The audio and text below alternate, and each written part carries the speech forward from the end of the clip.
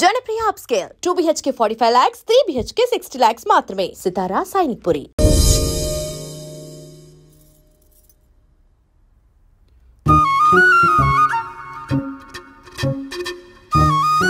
తింటారా?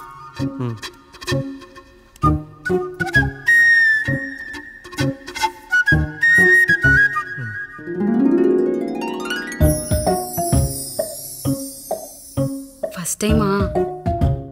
అవును, మీకెలా తెలిసిపోయిందండి? అంటే మా బామ్మ చెప్పింది. శోభనం గదిలో అనుభవం మగాడైతే మామిడిపండు పిసుక్కొని తింటాడు, అదే లేనివాడైతే మీలా ఇలా అరటిపండు ఓపిగ్గా ఒలుచుకొని తింటాడు అని.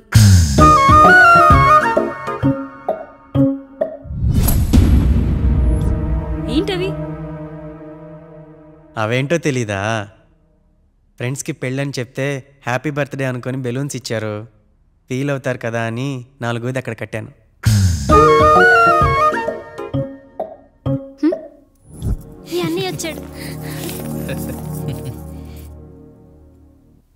పిల్లల గదిలోకి వెళ్ళారండి. మీరెంత ఏంటి ఇంత రాత్రి అయినా ఇంకా పడుకోలేదా? మీరు లేనిది ఎప్పుడైనా పడుకున్నామా అన్నయ్య?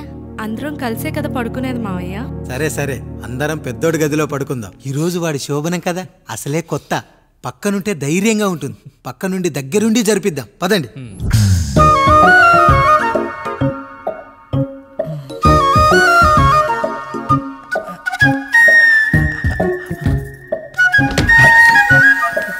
కానివ్వండి రా, కానివ్వండి. మీరేంటి మావయ్య ఇక్కడ పడుకుంటున్నారు? అదేంటమ్మా పెద్దోడా, చెప్పలేదా? మేమంతా కలిసే పడుకుంటామమ్మా, నువ్వు మాతో పాటే. అవును భార్గవి, మీరు ఊరుకోండి. మీరు ఇక్కడ పడుకోవడం నాకు ఇష్టం లేదు మావయ్య.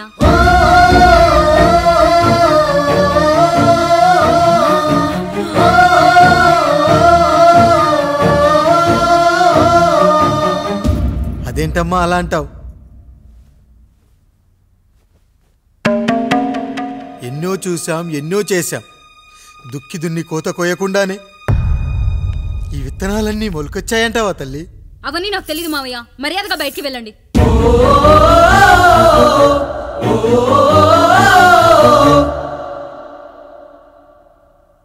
కనీసం ఆ మూలనైనా పడుకుంటామమ్మా.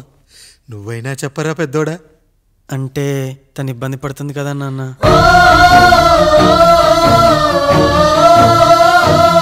నువ్వు కూడా ఏంట్రా, పిల్లలేదో ఆశపడుతున్నారమ్మా. ఒక్కసారి ఆలోచించమ్మా. మావయ్య మీరు బయటికి వెళ్తే మేము తలుపులేస్తాం.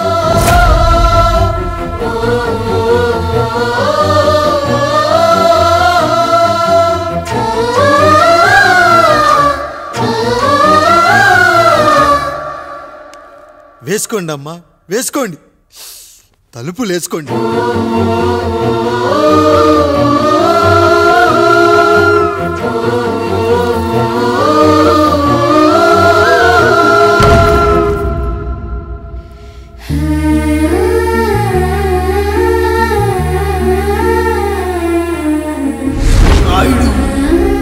బిడ్డలు జాగ్రత్త.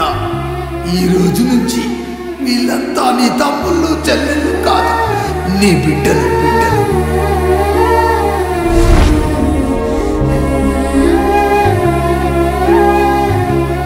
జానకి, ఏమండి? సావిత్రి, ఏమండి? లక్ష్మి, ఏమండి? మన గదిలోకి పదండి. ఇక నుంచి ఎవరి పిల్లలతో వాళ్ళ గదిలోనే పడుకోవాలి. ఇది ఈ రోజు నుంచి ఈ వంశానికి రాస్తున్న కొత్త శాసనం.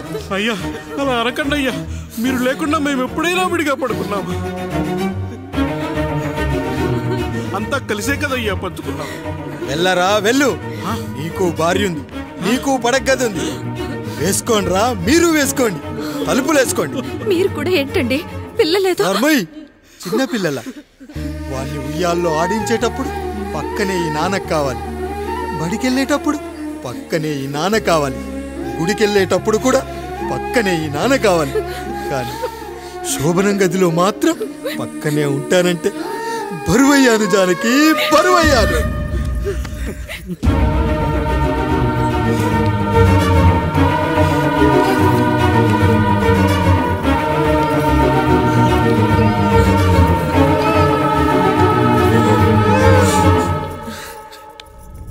ఏంటండి ఇంకా అదే ఆలోచిస్తున్నారా? ఎలా మర్చిపోగలను లక్ష్మి? జరిగింది ఏదో జరిగిపోయింది, మీరు బాధపడకండి. ఎంత మాట అన్నాడో చూసావా? నా భార్య ఇబ్బంది పడుతుంది, బయటికెళ్ళండి నాన్న అన్నాడు.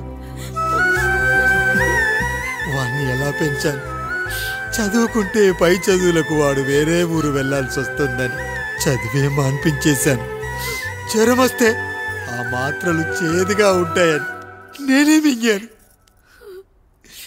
నోరు తెరిచి అమ్మ కావాలన్నప్పుడల్లా ఎంతమంది అమ్మల్ని ఇచ్చాను. నాన్న అన్న ప్రతిసారి నాన్నల్ని ఇవ్వలేకపోయానని వాడికి నా మీద కోపమో ఏమో జానకి.